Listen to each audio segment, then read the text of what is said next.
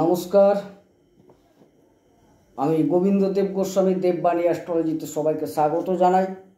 হ্যাঁ, আলোচনা খুব গুরুত্বপূর্ণ। বৃহস্পতির সঞ্চার 1 বছর পর বৃহস্পতি মিথুন রাশিতে সঞ্চার করেছেন, সুতরাং 14ই মে এই সঞ্চারের ফল কি হতে পারে। তো 14ই মে বৃহস্পতি যেহেতু সঞ্চার করবেন, তিনি কতদিন থাকছেন এই মিথুন রাশিতে। বলা হচ্ছে যে 1 বছর একটি রাশি অতিক্রম করতে বৃহস্পতির সময় লাগে, কিন্তু এক্ষেত্রে কি দেখা যাচ্ছে, বৃহস্পতি 14ই মে প্রবেশ করছেন মিথুন রাশিতে, আর তিনি মিথুন রাশি অতিক্রম করবেন অক্টোবরের 18 তারিখ। প্রায় এই 150 দিনের কাছাকাছি সময়ে তিনি কিন্তু মিথুন রাশিতে থাকছেন। হঠাৎ 1 বছর থাকার কথা, তিনি কিন্তু মাত্র এই 150 দিন থাকছেন কেন না? কারণ হচ্ছে বৃহস্পতি অতিচারী হয়ে যাচ্ছেন, অর্থাৎ তার গতি বৃদ্ধি পাচ্ছে। সেই কারণে তিনি কিন্তু এই সময়কালটা মাত্র থাকছেন, তারপর তিনি আবার রাশি পরিবর্তন করে কর্কটে প্রবেশ করে যাবেন। তো ঘটনা কি না, ঘটনাটা হচ্ছে এই অতিচারী হওয়ার ফলে তার ফলও তিনি তীব্র প্রদান করবেন। যাই হোক, আজকের আলোচনার বিষয়বস্তু হচ্ছে এই যে বৃহস্পতির রাশির পরিবর্তন, অর্থাৎ মিথুনে প্রবেশের ফলে বৃশ্চিক রাশির জাতক জাতিকাগণ কি ফল পেতে চলেছেন এই গোচরে, অর্থাৎ বৃহস্পতি যে ট্রানজিট করছেন কি ফল পেতে চলেছেন।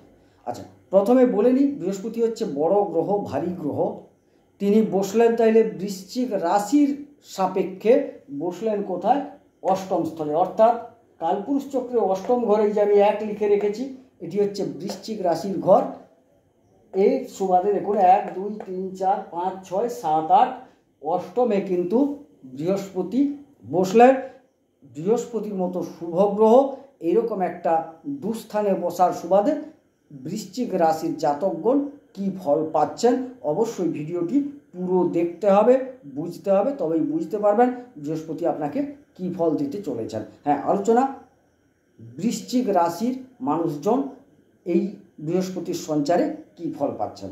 দুটো জিনিস এখানে মাথায় রাখতে হবে। প্রথমে বৃহস্পতি যেখানে বসে আছেন সেখান থেকে তিনি কি ফল দেবেন, আর তার যে 3খানা পূর্ণ দৃষ্টি আছে, পঞ্চম দৃষ্টি, সপ্তম দৃষ্টি এবং নবম দৃষ্টি, সেই দৃষ্টিগুলো বৃশ্চিক রাশি সাপেক্ষে কোথায় পড়ছে এবং সেখান থেকে তিনি কি ফললাভ করবেন। যাই হোক, দেখা যাচ্ছে বৃহস্পতি অষ্টমে বসার সুবাদে তার পঞ্চম দৃষ্টি পড়ছে বৃশ্চিক রাশির দ্বাদশ স্থলে, এটাকে ব্যয়স্থল বলা হয়, মোক্ষও বলা হয়। তো সেই জায়গায় পঞ্চম দৃষ্টি পড়ল। তাহলে সপ্তম দৃষ্টি পড়লো কোথায় না? বৃশ্চিক রাশি সাপেক্ষে তার দ্বিতীয় ঘর, অর্থাৎ সঞ্চয়, ব্যাংক ব্যালেন্স ইত্যাদির জায়গায়। আরও অনেক কিছু আছে, আলোচনায় আমি বলব। এবং বৃহস্পতির নবম দৃষ্টি কোথায় পড়লো না? বৃশ্চিক রাশি সাপেক্ষে চতুর্থ ঘরে, অর্থাৎ কুম্ভ রাশিতে। তাহলে প্রথম দৃষ্টিটা, যেটা পঞ্চম দৃষ্টিটা পড়লো কোথায়? তুলা রাশিতে। সপ্তম দৃষ্টি পড়ছে ধনু রাশিতে, আর নবম দৃষ্টি পড়ছে কুম্ভ রাশিতে। তো এই দৃষ্টি এবং অবস্থান বৃশ্চিক রাশির জাতকদের কি ফল দেবে, প্রথমেই অবস্থান সংক্রান্ত আলোচনাটা করে নিই, তারপর আমরা তার দৃষ্টি নিয়ে আলোচনা করব। অষ্টম স্থল, এটিকে আমরা মারক, ধ্বংস, ক্ষয়ক্ষতি, অপযশ, অপমান এইগুলো যেরকম দেখি, কিন্তু এর একটা ভালো দিকও আছে। একটা হঠাৎ কিছু প্রাপ্তি, একটা গুপ্ত কিছু পাওয়া, সেটা আধ্যাত্মিকতার মাধ্যমেও কিছু হতে পারে। গুপ্ত কিছু প্রাপ্তি এটাও ঘটতে পারে, হঠাৎ প্রাপ্তিও ঘটতে পারে, গুপ্ত প্রাপ্তিও ঘটতে পারে, এবং বিদেশ সংক্রান্ত বিষয় এবং যারা রিসার্চ করছেন তাদের ক্ষেত্রটাও এখান থেকে আলোচনা করা হয়। সুতরাং দেখা যাচ্ছে আপনার বৃহস্পতির মতো একটি শুভ গ্রহ যেহেতু অষ্টমে বসে গেলেন, কি হবে আপনার ক্ষেত্রে? প্রথমে শারীরিক একটু সমস্যা হওয়ার সম্ভাবনা, মেদজনিত, স্টোমাকজনিত, হজমজনিত কিছু সমস্যা অবশ্যই আপনার পরিলক্ষিত হলেও দেখা যাচ্ছে যে আপনার কিছু অপযশকে বৃহস্পতি কিন্তু আটকাবেন। দুর্নাম এটাকেও কিন্তু আটকাবেন। এবং আর কি করবেন না, আর আপনার বিদেশ সংক্রান্ত বিষয়টা কিন্তু আপনার সামনে একটা পথ খুলে দেবে। অর্থাৎ যারা বিদেশে চাকরি করতে চলেছেন বা চাকরি করছেন বা করবেন ভেবেছেন, তাদের ক্ষেত্রে সময়টা যথেষ্ট ভালো। বিদেশ রিলেটেড যে কোনো বিষয় সেটা কিন্তু বৃহস্পতি আপনাকে যথেষ্ট সাপোর্ট করবেন। যারা বিদেশে আছেন তাদের ক্ষেত্রে কিন্তু সময়টা যথেষ্ট ভালো যাবে, তাদের যাবতীয় উন্নতি দেখা যাচ্ছে। যারা বিদেশের সঙ্গে যোগাযোগ রেখে কাজ করছেন তাদের ক্ষেত্রেও সময়টা ভালো। হয়তো তিনি বিদেশে নেই কিন্তু কোনো একটা বিজনেস করছেন বা কোনো একটা মাধ্যম দিয়ে বিদেশ থেকে তিনি অর্থ লেনদেন করেন বা অন্যান্য বিষয়ের সাথে যুক্ত থাকেন, সেক্ষেত্রেও তিনি কিন্তু উপকৃত হবেন। যথেষ্ট ভালো ফল বৃহস্পতি দেবেন আপনাকে। আর কি বললাম, যারা গুপ্তবিদ্যা কোনো সাধনা ইত্যাদি করছেন তাদের ক্ষেত্রে কিন্তু যথেষ্ট ভালো, কারণ বৃহস্পতি একটু আধ্যাত্মিক গ্রহ, সত্য ন্যায় নিষ্ঠা প্রজ্ঞা জ্ঞান এইসবের কারক গ্রহ। সুতরাং এই সময়টা তাদের ক্ষেত্রে খুবই উপযোগী সময়। তাইলে ভালো মন্দ মিশিয়ে বৃহস্পতি যে অষ্টমে বসলেন অনেকটা ভালো ফল দিলেন অবস্থানের ভিত্তিতে। কিন্তু এই জায়গায় মাথায় রাখতে হবে, বৃহস্পতি তো আর এক জায়গায় স্টিল বসে থাকবেন না, তিনি কিন্তু অতিক্রম করতে করতে এগাবেন। এখানে তাকে 3টি নক্ষত্র পাস করতে হবে, অতিক্রম করতে হবে। তিনি প্রবেশ করছেন কোথায়? মৃগশিরা নক্ষত্রে প্রবেশ করছেন। এইটা খুব গুরুত্বপূর্ণভাবে আপনাদের প্রত্যেকের শোনার দরকার আছে। মৃগশিরা নক্ষত্রে প্রবেশ করছেন, প্রায় ওই জায়গাটা অতিক্রম করতে, মৃগশিরা নক্ষত্রটা অতিক্রম করতে তার সময় লাগবে 33-34 দিন মতো। তারপর তিনি মৃগশিরা নক্ষত্র থেকে আদ্রা নক্ষত্রে প্রবেশ করবেন। সেখানে কিন্তু দেখা যাবে তাকে 4টি চরণই অতিক্রম করতে হচ্ছে। সেখানে দেখা যাচ্ছে প্রায় 68 দিন মতো সেই নক্ষত্র তাকে অতিক্রম করতে সময় লাগবে। তারপরে তিনি চলে আসছেন কোথায় না পূর্ণবাসু নক্ষত্র, সেই নক্ষত্রে অর্থাৎ তার নিজের একদম নক্ষত্র, সেই নক্ষত্রে আসবেন। সেখানেও প্রায় 50-51 দিন সময় লাগবে। সব মিলিয়ে প্রায় কাছাকাছি 150 দিন মতো এটা অতিক্রম করতে তার সময় লাগবে। এটা বললাম কেন না, নবতারা চক্র আলোচনার ভিত্তিতে যদি বৃহস্পতি যখন আপনার জন্মকুণ্ডলী অনুসারে ভালো নক্ষত্রে অর্থাৎ ভালো তারায় অবস্থান করবেন তখন কিন্তু আপনি সুফল পাবেন। খারাপ তারায় যখন অবস্থান করবেন তিনি কিন্তু ততটা সুফল আপনাকে প্রদান করবেন না। এটাকে বুঝে নেওয়ার জন্য আপনাকে আমি এই জিনিসটা বোঝালাম, পরে কিন্তু আপনি বুঝতে পারবেন কার কখন কোন সময়টা ভালো যাবে, কার কখন কোন সময়টা খারাপ যাবে এই সময়কালের মধ্যে। যাই হোক, এবারে আমরা চলে আসি বৃহস্পতি যে দৃষ্টি রেখেছেন তার 5ম দৃষ্টি পড়ছে আপনার দ্বাদশ স্থলে। এই দ্বাদশ স্থল একটা বিদেশ সম্বন্ধিত বিষয়টাকে সূচিত করে। সুতরাং আমি দেখছি যারা বিদেশের যুক্ত আছেন, বিদেশে কাজ করছেন, বিদেশ রিলেটেড কোনো বিজনেসও করছেন বা বিদেশের সাথে কোনো রকম সম্পর্ক রেখে উপার্জন করছেন, বিদেশ যেতে চাইছেন, তাদের প্রত্যেকের ক্ষেত্রে সময়টা যথেষ্ট ভালো। সুতরাং এই সময়টাকে কাজে লাগাতে হবে যারা বিদেশ ব্যাপারে জড়িত আছেন। দ্বিতীয়ত এই জায়গায় ব্যয় দেখা যায়, ব্যয় হিসেব করা হয়, আমরা ব্যয় ভাবি। এখান থেকে কিসে ব্যয় হওয়ার সম্ভাবনা না, গুরুজনদের কোনো কারণে, গুরুজনের কারণে খরচ হতে পারে, কোনো আধ্যাত্মিকতার কারণে খরচ হতে পারে, কোনো তীর্থ ভ্রমণে খরচ হওয়ার সম্ভাবনা প্রবল, কোনো দেবসেবা, কোনো ব্রাহ্মণ ভোজন ইত্যাদির কারণে, গুরুজনদের কারণেও খরচ হওয়ার সম্ভাবনা যথেষ্ট দেখা যাচ্ছে। আর কি না, এই ব্যয় দেখা গেল। আর আধ্যাত্মিকতা একটা আপনার মধ্যে জাগরিত হবে, দেবদ্বিজে ভক্তি, ঈশ্বরের প্রতি একটা অনুরক্ত ভাব, গুরুজনদের প্রতি শ্রদ্ধা সম্মান,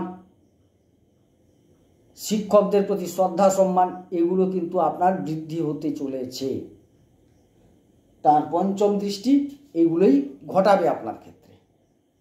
এবার চলে যায় বৃহস্পতির 7ম দৃষ্টি বৃশ্চিক রাশি সাপেক্ষে 2nd হাউসে পড়ছে, 2য় ঘরে। এখান থেকে আমরা সঞ্চয়, ব্যাংক ব্যালেন্স আর আপনার কথাবার্তা, কুটুম্ব, খাদ্য, এইগুলো আলোচনা করি। আরও অনেক কিছু হয়, এগুলো প্রয়োজনীয় বিষয়গুলো আমি তুলে ধরলাম আপনাদের সামনে। তাইলে বৃহস্পতির এই দৃষ্টি কি করবে না, যখন তিনি শুভ নক্ষত্রে থাকবেন অর্থাৎ নবতারা চক্রের শুভ তারায় অবস্থান করবেন, তখন কিন্তু প্রবল সঞ্চয় যোগ দেখা যাচ্ছে। এই ক্ষেত্রে বলে নেওয়া ভালো আপনাদের, যাদের দেখুন এই জায়গাটা খুব প্রয়োজন, তো প্রত্যেকে চাই টাকা পয়সা সঞ্চয় হোক। মৃগশিরা নক্ষত্রে প্রবেশ করছেন বৃহস্পতি, মিথুন রাশির যাত্রাপথের শুরু। যাদের বৃশ্চিক রাশিতে জন্ম এবং যাদের নক্ষত্র হচ্ছে বিশাখা নক্ষত্র, বিশাখা, অনুরাধা, জ্যেষ্ঠা, এই তিনটে নক্ষত্র আছে বৃশ্চিক রাশিতে। যাদের বিশাখা নক্ষত্রে জন্ম তাদের কিন্তু প্রথম যেই 33-34 দিন ভালো যাবে, তারপরে প্রায় 65-66 দিন, 62 দিন, 68 দিন মতো আসছে, ওটা কিন্তু অতি ভালো যাবে। তারপরেও আপনার জন্ম নক্ষত্রে বৃহস্পতি প্রবেশ করছে, সেটাও ভালো যাবে। অর্থাৎ বিশাখা নক্ষত্রে যাদের জন্ম তাদের কিন্তু এই গোচরটা, এই যে মিথুন রাশিতে যে থাকবেন প্রায় 150 দিনের কাছাকাছি, সময়টা কিন্তু অতি ভালো। প্রথমে ভালো, তারপর অতি ভালো, তারপর মোটামুটি ভালো, তিনটে ভালোর দিকই আপনি পাচ্ছেন। সুতরাং এই সময়কালে আপনি যদি কোথাও ইনভেস্ট করতে চাইছেন অবশ্যই ইনভেস্ট করতে পারেন, কোনো নতুন ব্যবসা খুলতে চাইছেন অবশ্যই করতে পারেন। উপার্জনজনিত বিষয়গুলো আপনি কিন্তু এগিয়ে যেতে পারেন, সময়টা আপনার যথেষ্ট ভালো। যদিও আপনার শনির ঢাইয়া চলছে, তথাপি এই সময়কাল আপনার পক্ষে ভালো, কারণ বৃহস্পতির পূর্ণ দৃষ্টি আপনার দ্বিতীয় ঘরে থাকছে। কুটুম্ব বৃদ্ধি পাওয়ার যোগ, অর্থাৎ হ্যাঁ বিবাহ হতে পারে, সেখান থেকে শ্বশুরবাড়ি আলোচনা করা হয় সেটাও হতে পারে। কুটুম্বদের সাথে একটা বনিবনার যদি অভাব ছিল সেটা মিটে যাবে, খুব সুন্দর একটা মনের মিল আসবে, এটা দেখা যাচ্ছে। তাইলে কুটুম্বদের সাথে একটা ভালো পরিবেশ তৈরি হবে, সম্পর্ক তৈরি হবে, সেখান থেকে আপনি বিভিন্ন রকম উপকারিতাও পেতে পারেন। এবারে খাদ্য, আপনারা দেখবেন কিছু খাদ্যের পরিবর্তন আসবে, যে খাদ্যটা আপনার উপযোগী এবং আপনার ভালোও লাগবে, নতুন নতুন খাদ্য খাবেন আপনারা, এটা দেখা যাচ্ছে। তারপর কি দেখা যাচ্ছে, আপনার বাক্যে একটা পরিবর্তন আসবে, সুমধুর, সুললিত, জ্ঞান সম্বন্ধীয়, গুরুজন সম্বন্ধীয়, ঈশ্বর সম্বন্ধীয় এইসব কথাবার্তা আসবে এবং ভাষাটাও মানে মধুর হবে, আপনার মাধুর্যময় ভাষা আপনার আসবে এই দৃষ্টির ফলে। সুতরাং আপনাদের সঞ্চয় যোগ প্রবল দেখা যাচ্ছে ঢাইয়া থাকা সত্ত্বেও। এবারে চলে যাই, নবম দৃষ্টি পড়েছে চতুর্থ ঘরে, এটা কিন্তু খুব গুরুত্বপূর্ণ জায়গা। এখানে দেখা যাচ্ছে, আমি তো আলোচনা করলাম যে বিশাখা নক্ষত্রে যাদের জন্ম, আমি আরও অনুরাধাও বলবো, জ্যেষ্ঠাও বলবো, সবই বলবো, তো আগে আলোচনাটা করে নিই। চতুর্থ স্থল থেকে মায়ের শরীর স্বাস্থ্য, মাতৃসম্পদ, আর গৃহ, যানবাহন, পারিবারিক স্বাচ্ছন্দ্য, প্রাথমিকভাবে যেটা পঠন পাঠন গ্র্যাজুয়েশন পর্যন্ত, এইগুলো আমরা আলোচনা করি। তো সেখানে একটা বৃহস্পতির দৃষ্টি পড়েছে, তার নবম দৃষ্টি। সুতরাং মায়ের শরীর স্বাস্থ্য অবশ্যই ভালো যাবে, মায়ের কিছু সম্পদ আপনি পেতে পারেন, মায়ের সাথে সম্পর্ক মধুর হবে, মায়ের দিক থেকে যে দূরত্ব অনেকের ছিল, বনিবনার অভাব ছিল, সেটা মিটে যাবে। তো মায়ের সাথে একটা সম্পর্ক মোটামুটি ভালো হতে চলেছে, এটুকু বলা যায়। যারা দীর্ঘদিন ধরে গাড়ি কেনার পরিকল্পনা করেছিলেন, পারছিলেন না, তাদের ক্ষেত্রে সময়টা কিন্তু যথেষ্ট উপযোগী। এই সময়কালে কিন্তু আপনারা গাড়ি ক্রয় করতে পারেন। তবে একটু সংক্ষেপে আপনাদের বলে দিই, ঠিক এই ঘরে রাহু কিন্তু 18 তারিখ আসছেন। সুতরাং আপনাকে একটু কাগজপত্রগুলো ভালো করে দেখে শুনে বুঝে নিতে হবে। যারা বাড়ি বানাতে চাইছেন, বাড়ি কিনতে চাইছেন, তাদেরও অনুরোধ করব, ক্রয়যোগ প্রবল, কিন্তু আপনাকে একটু কাগজপত্রগুলো লোকেশনটা ঠিকঠাক করে দেখে নিতে হবে। আর পারিবারিক স্বাচ্ছন্দ্য যথেষ্ট বজায় থাকবে। হ্যাঁ, রাহুর অবস্থান কিঞ্চিত আপনাকে এদিক ওদিক করলেও বৃহস্পতির পূর্ণ দৃষ্টি কিন্তু সেটাকে যথেষ্টভাবে কভারেজ করবে, অর্থাৎ এই সম্পর্কের অবনতিটাকে দূরীভূত করে দেবে। আচ্ছা, তাহলে চতুর্থ ঘর থেকে মায়ের শরীর স্বাস্থ্য আলোচনা করলাম। যানবাহন ক্রয়যোগ ভালো আছে, পারিবারিক স্বাচ্ছন্দ্যও ভালো থাকবে। আর যারা ফ্ল্যাট কিনতে চাইছেন অবশ্যই সময়টা যথেষ্ট ভালো, এটা কিন্তু খারাপ নয়। তো যা করুন না কেন একটু বুঝে নিতে হবে, কারণ রাহু অবস্থান করে যাওয়ার ফলে এটা একটা অবস্থান ভিত্তিক বা দৃষ্টিভিত্তিক আলোচনা করলাম। এবার একটু নক্ষত্রে যাই। নক্ষত্রে আমি প্রথমেই বললাম যেটা বিশাখা নক্ষত্রে যাদের জন্ম তাদের কিন্তু প্রবেশ করছেন মৃগশিরা নক্ষত্রে বৃহস্পতি, অর্থাৎ মিত্র নক্ষত্রে প্রবেশ করছেন, তারপর অতিমিত্র নক্ষত্র, তারপর কিন্তু জন্ম নক্ষত্রে যাচ্ছেন। সুতরাং বিশাখা নক্ষত্রের মানুষজনের পক্ষে সময়টা খুবই খুবই ভালো, ভালো, অতি ভালো, মোটামুটি ভালো। তারপরে কি হয়েছে না, যারা অনুরাধা নক্ষত্রে জন্মগ্রহণ করেছেন, হ্যাঁ, তাদের ক্ষেত্রে কি হবে না, প্রথম যে প্রায় 33-34 দিন সময়টা এটা কিন্তু ভালো যাবে না। কেউ ইনভেস্ট করবেন না, নতুন কোনো ব্যবসা খোলার দরকার নেই। যে ব্যবসাটা আছে তাকেও দেখে শুনে চলতে হবে। কর্মস্থলে আপনাকে একটু অপেক্ষা করে যেতে হবে এই সময়কালটা পেরাক। তারপরে আপনার যখন মিত্র নক্ষত্রে প্রবেশ করবেন, অর্থাৎ আদ্রা নক্ষত্রে প্রবেশ করবেন বৃহস্পতি, তখন কিন্তু আপনার সময়টা যথেষ্ট ভালো শুরু হলো। তারপরে আবার শুরু হবে অতিমিত্র নক্ষত্রে। আপনার কিন্তু যত খুশি মনোবাসনা যা যা আছে সবগুলোই কিন্তু আপনার পূরণ হতে চলেছে বৃহস্পতির আশীর্বাদে। সুতরাং এই সময়টায় এই প্রথম 32-34 দিন বাদ দিয়ে বাকি আপনি ব্যবসা খুলতে পারেন, কর্মের চেষ্টা করতে পারেন, কোথাও ইনভেস্ট করতে পারেন, যা যা করার আপনি কিন্তু করতে পারেন। হ্যাঁ, ব্যাংক থেকে লোন নিতে পারেন, তবে বৃহস্পতি কিন্তু লোন নেওয়াটা পছন্দ করেন না, এটাও ঠিক। তো আপনার একটা উপার্জন বৃদ্ধি পাবে বা যাবতীয় একটা বিষয় ভালো থাকবে। যেহেতু ফাইন্যান্স থেকে আমরা আলোচনা করছি, কারণ সেকেন্ড হাউস থেকে আলোচনা করছি অর্থ সংক্রান্ত, অর্থের দিকটা যথেষ্ট ভালো যাবে, সম্পর্কের দিক ভালো যাবে, গাড়ি বাড়ি কেনার দিক ভালো যাবে। যখন মিত্র অতিমিত্র নক্ষত্রে যাবে, অর্থাৎ অনুরাধা নক্ষত্রে যাদের জন্ম তাদের প্রথম এই 33-34 দিন সময়টা অপেক্ষা করে যাওয়া খুব ভালো। এবার চলে যায় জ্যেষ্ঠা নক্ষত্রে যাদের জন্ম, তাদের কিন্তু খুব একটা ভালো যাবে না। প্রথমে কিন্তু আপনাকে একটু শ্রম করতে হবে, কারণ সাধক তারাই ঢুকে যাচ্ছেন, আপনাকে শ্রম করতে হবে। কাজের একটা হয়তো সুযোগ তৈরিও হবে, যারা কাজ করছেন উপার্জনও ভালো হবে। আপনাকে পরিশ্রম করতে হবে, তবে গিয়ে আপনি একটা উপার্জন করতে পারবেন, খারাপ নয়। কিন্তু এই 32-34 দিনের পর কি হচ্ছে না, তারপর যখন আপনার বদ নক্ষত্রে ঢুকে যাবেন তখন কিন্তু আপনার সমস্যা তৈরি হবে। মাঝখানের এই সময়টা প্রায় 67-68 দিন সময়টা এটা কিন্তু খারাপ যাবে। তারপরে আবার আপনার ভালো আসবে যখন মিত্র নক্ষত্রে প্রবেশ করবেন, তখন দেখা যাচ্ছে ভালো। সুতরাং পরের যে আবার 50-51 দিন সময়টা এটা কিন্তু জ্যেষ্ঠা নক্ষত্রের মানুষদের ক্ষেত্রে খুব ভালো যাবে। যাই হোক, আমি যতটা সম্ভব আপনাদের সামনে আলোচনাটাকে সংক্ষেপে তুলে ধরার চেষ্টা করলাম। এবারে প্রশ্ন হচ্ছে, হ্যাঁ, যখন বৃহস্পতি খারাপ নক্ষত্রে প্রবেশ করছেন, খারাপ ফলদান শুরু করবেন, আপনি কি করবেন? বা ভালো নক্ষত্রে ভালো তারাই অবস্থান করলেও আপনার করণীয় কী? আমি ছোট্ট করে বলি, কিছু নয়, একটু পারলে হলুদ বস্ত্র পরবেন, কোনো গুরুজনদের পুরোহিতদের হলুদ বস্ত্র দান করুন, কিছু ভোজন করান, এটা পারলে ভালো। না হলে যদি এগুলোও আপনারা না পারেন, কিছুটা কাঁচা হলুদ প্রত্যেক দিন খান, কাঁচা হলুদের টিকা মাথায় লাগান, তাতেও যথেষ্ট উপকৃত হবেন। আর একটু বৃহস্পতিকে প্রণাম মন্ত্র বলে বৃহস্পতিকে প্রণাম জানান, তাতে বৃহস্পতি কিন্তু সন্তুষ্ট হবেন। তো যাই হোক, আমি প্রণাম মন্ত্রটি বলছি। এটা একটা মোটামুটি বৃহস্পতির যে গোচরে অবস্থান তার এবং তার দৃষ্টি এই নিয়ে আলোচনা করলাম।